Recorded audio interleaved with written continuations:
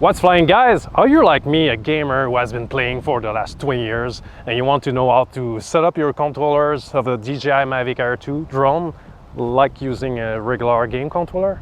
Then stay tuned to learn more after this.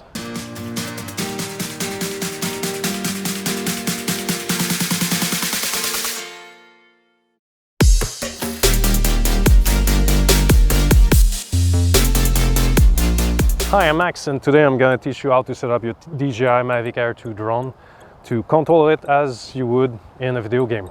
And I'm going to teach you also how to set up your settings to make more cinematic shots. So stay tuned. And if you like this kind of content, please like and subscribe. That helps me grow the channel a bit more, and it's free for you, and it's very good for me. So let's start up by launching this little drone. So by default in the stick mode 2, the left stick controls the rotation of the camera, the drone, and the right stick controls the movement.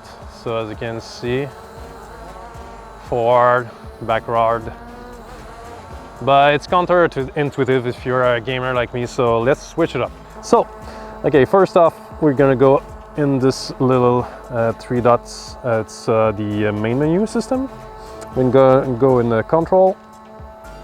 Scroll down, and the first thing we have to change is the stick mode, because by default it's stick mode 2, but as you can see, stick mode 2 is like, it's counterintuitive if you're a gamer and have been playing video games for a while. You know, the left stick is to move your character, the right stick is to turn your character and turn the camera, so we want to get the same controls.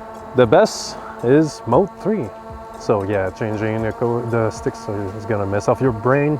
So as you can see, so I move the left stick, it moves the drone, maybe not in my camera. And the right stick is gonna turn the camera, the drone.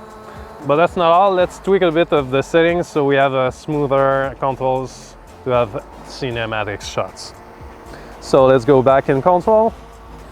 We're gonna go in advanced gimbal settings. So this is where you can change your pitch, change your rotation speed and everything. So as you can see, the up and down movement, so using this wheel I can go up and down. This is called a pitch, but the pitch is very sensitive. I just have to move a little bit and then goes up and down. But I want it to be more smooth and more slow. So let's go back in menu system. Pitch speed for 15 degrees per second. Let's lower down to 10 degrees per second. And the pitch smoothness, this is if it goes straight away up and down, or if it goes smoothly up, smoothly down. So if I lower it, you're gonna see down, boom, up, down. It's like a robot saying yes and no. I'm gonna boost up the speed a bit so we can see. Okay, down, up. So it's so fast, so we don't want that for smooth movements. So 10 degrees, and the smoothness, let's keep it up and boost the smoothness to the maximum. See that? It tends to lower the pitch movement. This is what we need, but maybe not at that speed, so let's put it back to 10 degrees per second. So this is good. And you're gonna note that, and this is in normal mode, because you can change settings for every speed mode. So sport mode, and there's tripod mode for that. Second, we're gonna go to the rotation speed. This is by default 75 degrees. Let's see how it goes. Boom, boom. It's quite fast though. I'm gonna switch it up. Sorry, I have allergies. It's that time of the year. So let's lower down. Maybe 30 degrees per second, and smoothness, I love it when it's smooth. Let's try 20. Ooh, let's go up. See that? Ooh, smooth as butter. Oh, know that, yeah, I forgot to mention I was in tripod mode. So okay, this is normal mode. So now it applies, and down. See how smooth it is. How smooth it is to be flying with you. Oh yeah, another tip is in the settings, as I had it already in the previous shots, I had the grid. The grid's gonna allow you to better frame your shots to have a more pleasing image. Let me show you. First, go back in the menu. You go in camera and you're gonna see the grid lines. So I suggest the grid. Maybe not the X. The X is a bit too overkill. It's annoying in the shot. I don't like it very much. So I mostly keep the center dot and the grid. It's gonna allow you to manually circle around a subject, or just follow a road. The road's gonna be dead center if you follow it on the crosshair that you have in the center. Let's do an example. So let's see, I am the subject. Okay, so I'm dead center with the crosshair. So you have to be gentle with the sticks. Always gentle with the sticks. I'm gonna move it slowly straight from the left. I'm saying straight because I'm not gamer. So in the left stick, because it's the movement. Remember, we are in mode 3. So I'm gonna move a bit left on the left stick and right on the right stick to rotate. So let's see how it goes. Up. I want to go in normal so it's smoother. I mean, I was in tripod, but you remember we set up all the settings in normal mode. So let's go right away. See that? Oh, and there you go. Rotate around the subject like so. I forgot to mention also, it's way better to go with a pinching system. So you pinch like this. You pinch your controller, so it's it's more precise in that way. So like this. And like everything, practice makes perfect. So practice a lot with some subject, like I don't know, a car, following a car on the road, or go around a tree, even a pole or a chimney. Chimney is a good example. I did it in my previous videos. Okay, now we're gonna see the recording settings. First off, you're gonna click on this little film over there, and you're gonna set up your recording footage in 30 frames per second in 4K, of course. You could go 4K zoom. You see that? Punch in the footage a bit more. But let's keep it wide.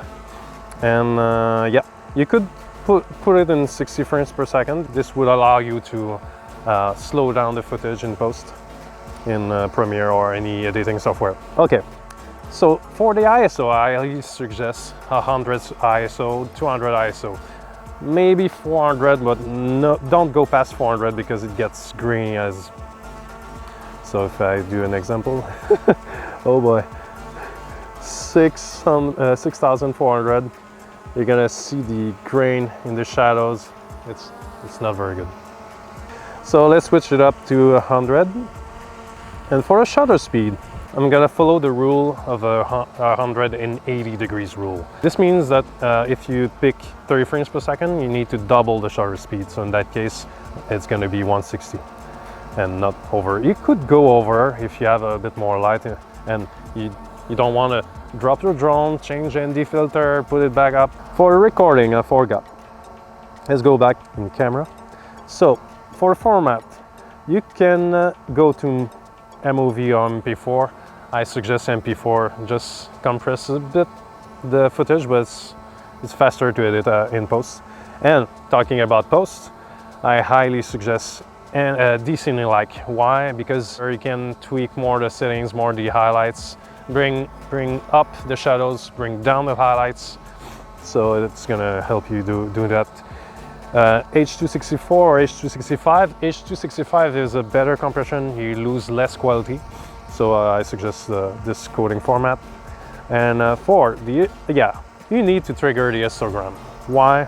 Because it's gonna show, in that case, you can see if I record, I'm gonna show that I'm too dark, so I need to boost up the ISO a little bit. You're gonna see if I boost it up, the histogram is gonna tell me, oh, you have enough light. So let's do an example. This is too bright. 400 would be in the middle, so this is the best settings. Oh, you can toggle the exposure warning. This is gonna allow you to show you that something's too bright. My hat is a bit too bright on the top, so this shows that you could lower the settings, but for the rest it's pretty neat, so I'm gonna leave it be. Oh yeah, about the white balance, how to fix it. So thank you Drone Supremacy Mike for this little tip. You go back in the menu in camera, you see the white balance is at auto, so you put it back, you put it to auto, it's gonna fix it for you. Then you fix it to manual, and it's gonna indicate that it's 6000 degrees Kelvin. So let's leave it there, and it won't change while you fly away. It will never change if you leave it in manual. Oh, I forgot to talk about the ND filters. So what are ND filters? These are freewheel ND filters. It's like you know, sunglasses. It's gonna allow you to cut the light, to drop down the shutter speed, to have the motion blur when you see you pass through fields or you pass through over forest. It's more cinematic in that way. Let's show you before and after with the ND filter. As you can see here, there's no filter, so there's no motion blur because I didn't reduce the shutter speed slow enough to have motion blur. We're gonna put the ND8 filter in. It's easy as just angle it at 15 degrees and twist, boom. And here, with the ND8 polarized filter, I have motion blur in the corners because I could reduce the shutter speed to 1/120. So you can now see side by side with and without.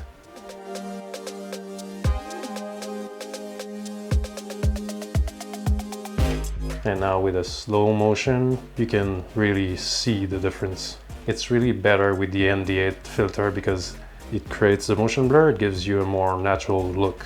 So to finish, I highly suggest that you record everything when you're in the flight because you might find some cool shots in between locations. You could slowly advance to a location and tilt up to reveal this location in between two places. So keep everything, film everything, and keep practicing. So thanks a lot for watching, guys. Keep up flying and see you in another video.